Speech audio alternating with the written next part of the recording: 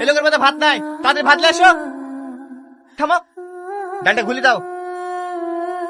মশাই আমাদের কখন খেতে দেবে? দেখি মুখের সামনে এক করে না, এত ফাঁকা জায়গা দেখে বসে পড় না। এই এখানে দাঁড়িয়ে কি করছো? এদেরকে ভাত দাও। এরা কারা? কি হলো, হাসছো কেন বলো? আহা, অত কথা বলে কি দরকার?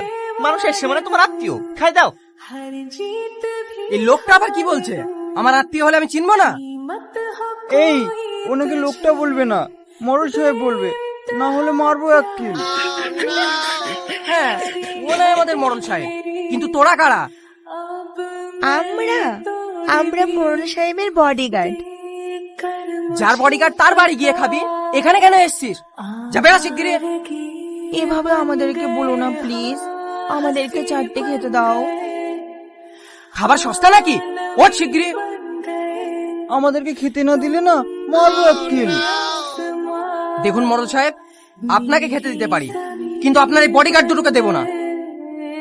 আমাদেরকে খেতে না দিলে আমাদের মোড়ল সাহেবও খাবে না, তাই না মোড়ল সাহেব? আমি কথা বলছি তো, তোরা এর মধ্যে কথা বলছি কেন? তোরা বাইরে যা, আমি যেভাবে রাজি করাছি, তোরা থাকলে হয়েছে না।